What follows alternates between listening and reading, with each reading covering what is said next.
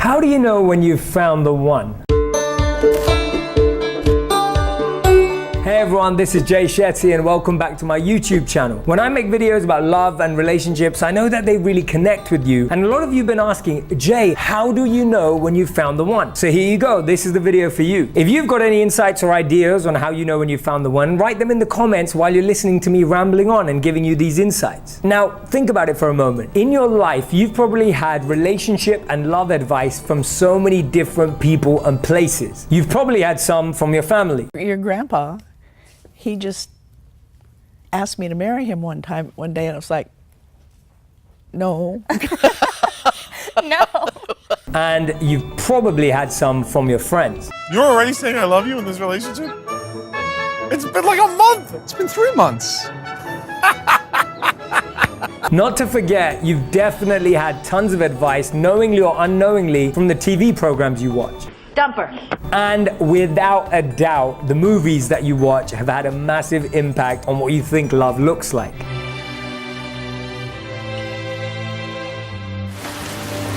Still isn't over.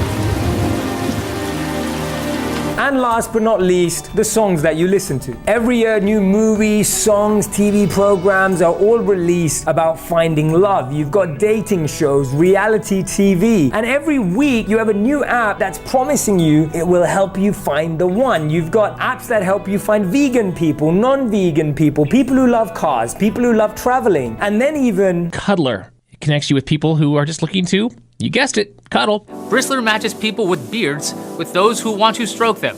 and some of those are pretty weird. And not only have we been exposed to so many different ideas and advice from what we consume, but even the people around us. From watching our parents, to watching our friends, to watching our aunts and uncles, to watching the people that we grew up around. All of these ideas have left an imprint on what we think about love and finding the one. And all of these things also put ideas into our heads about what the other person likes. You know, girls like guys who drive cars like this, guys like girls who dress like this. And this starts to form our ideas about what we believe about relationships. I'm going to tell you one of my favorite ones. Maybe some of you have seen the movie A Bronx Tale. Maybe you haven't, you can check it out. And in the movie, there's a scene where this really cool, suave, I believe he's somewhat of a gangster guy, says to the younger guy who's kind of being mentored by him that you'll know when you found the one when a girl does this one thing. You want to know what that one thing is? Yes.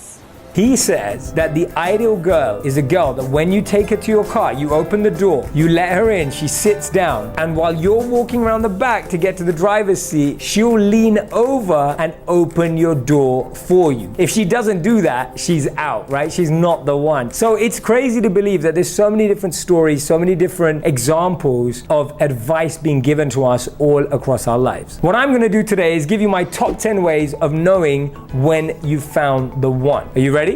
Here we go. Number one, they'll support and mutually respect your dreams. Now, that doesn't mean that they're going to do your dreams for you. It doesn't mean that they're always going to be there cheering you on, but it means that they respect your priority about your dreams. They value what you're chasing. They believe in it as much as you do, and they want to see you get there. They're not trying to hold you back. They're not trying to stop you from getting there. They're not trying to restrict you and trap you in any way. They want to see you grow genuinely. Follow your dreams. Number two, they'll really be present with you in the moment. I love being around people who help me forget to look at my phone. That's the kind of person that you want to be with. Someone who's not distracted by their phone, by their messages, by their friends, by anything else. When they're with you, they're with you. If they keep forgetting what you're saying, chances are they're not the one. Are you even listening to me? Number three, the person is self-aware and knows their self-worth. They're independent. They're able to grow on their own. They have their own set of friends. They have their own set of values. They have their own set of priorities. Some of them may match with yours, but some of them may be different. But they're their own person. They're not looking for you to complete them. They're not looking for you to finish them. They're looking for you to enhance them and help them grow. They're growing with you, and they're going to help you grow too. I'm here to help.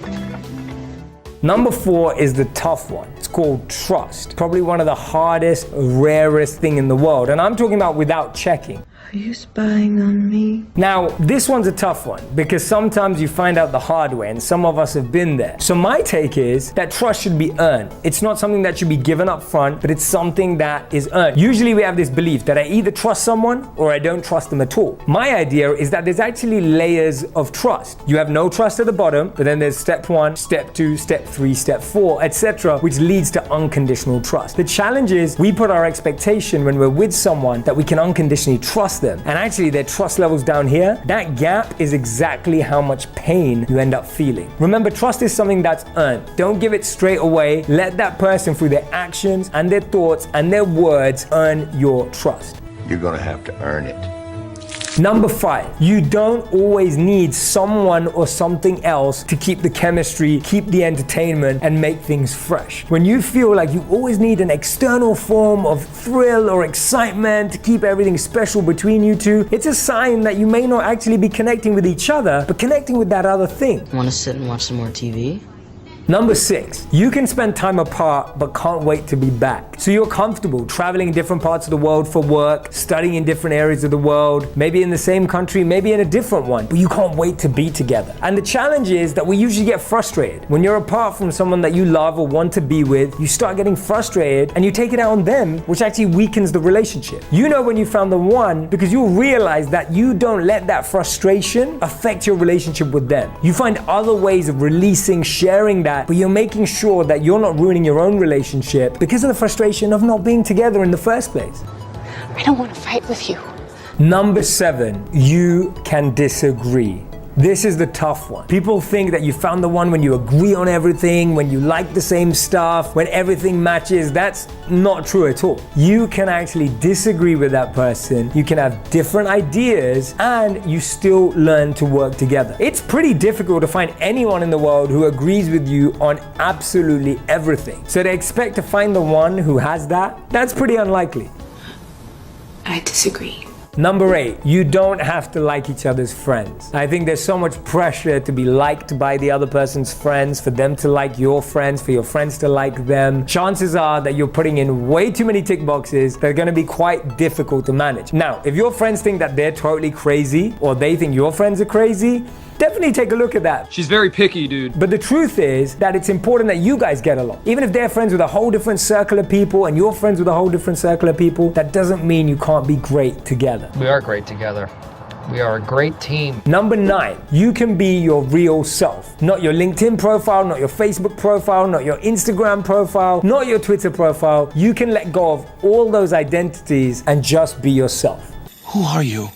Really? And finally, number 10, you argue not to get one up on each other, not to beat the other person, not to defeat the other person, but so that you can come to a healthy conclusion together. It's more of a discussion rather than an argument or a debate because it's not about who's right, but it's about making sure that you come to the right conclusion together. We're gonna figure this out. So those are my 10 tips on how to know when you found the one. Now there's so many more things I could say, but for this video, those were the 10 I wanted to share with you. Let me know in the comments if you agree with me. Let me know in the comments if you disagree with me. Remember, we can disagree and still like each other. I am so grateful that you're watching my videos right now, and I hope that you're going to go on and watch so many more. But before you do that, make sure you subscribe to this channel so that you can find out about the videos as soon as they launch. Press the like button and leave a comment, and let's keep making wisdom go viral together.